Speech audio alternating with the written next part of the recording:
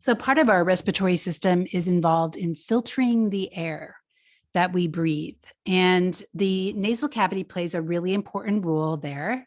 So it's important that you actually breathe in through your nose, if at all possible, and exhale. You could exhale through your nose or your mouth, but breathing in through the nose actually allows us to filter the air.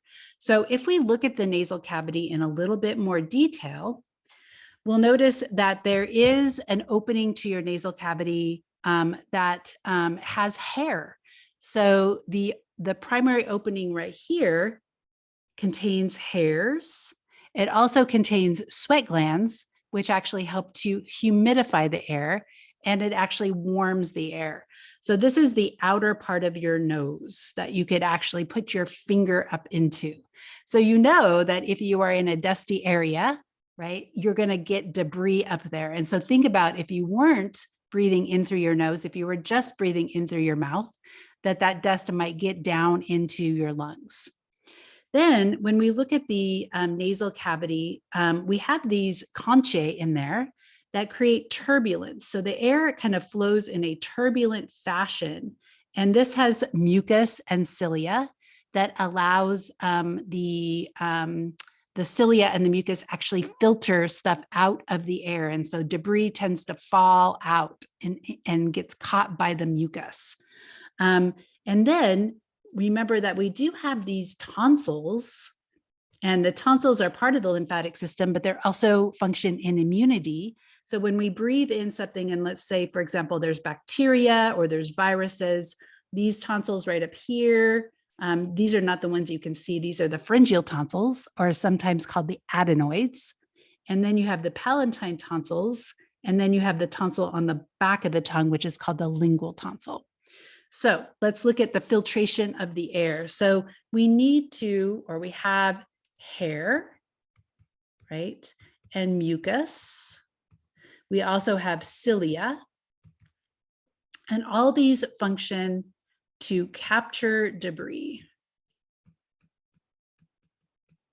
We also have the tonsils, which function to capture microbes, to analyze them so that our immune system has a heads up as to what is in the environment. Now, when we get down into this, would be like in the nasal cavity. These tonsils are in your pharynx. We can get down into the trachea. And the trachea has cilia and mucus. Mucus. So the cilia and the mucus in your trachea, instead of moving it down and deeper into the lungs, it actually moves debris up from your lower respiratory tract so that you can cough it up and potentially spit it out or swallow it. So we actually produce a lot of mucus in our trachea that actually gets swallowed. And so this moves the debris up and into the throat region. So this is important. Here you can see the trachea that is in front of my esophagus. And this trachea has these cilia. And so the mucus moves up, and then potentially we spit it out, or potentially we swallow the mucus. Okay, so when we look at the cilia, one of the things that destroys the cilia in the lower respiratory tract is cigarette smoke. So cigarette smoke destroys the cilia, just temporarily, interestingly. So cigarette, oops, do I even know how to spell cigarette?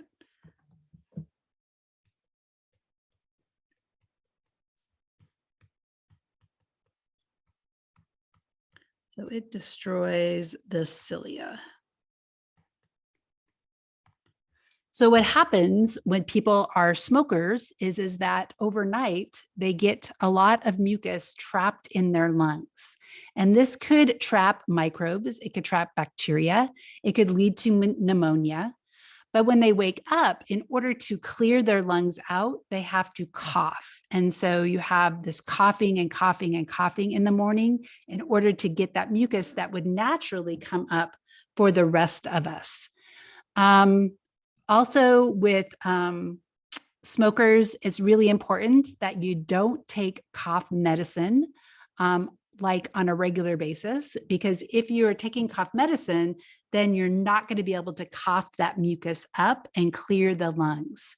So that's why on the backs of cough medicine bottles, it always says to only take for like 7 days at a time. Because if you're chronically taking like NyQuil, which has cough medicine in it, every night, then you're not going to be clearing your lower respiratory tract of the mucus that is being produced. And so, interestingly, if you stop smoking cigarettes, these cilia will come back because your respiratory lining is constantly being replaced and regenerated. And so the cilia will come back, and then you won't have that cough in the morning in order to clear your respiratory tract.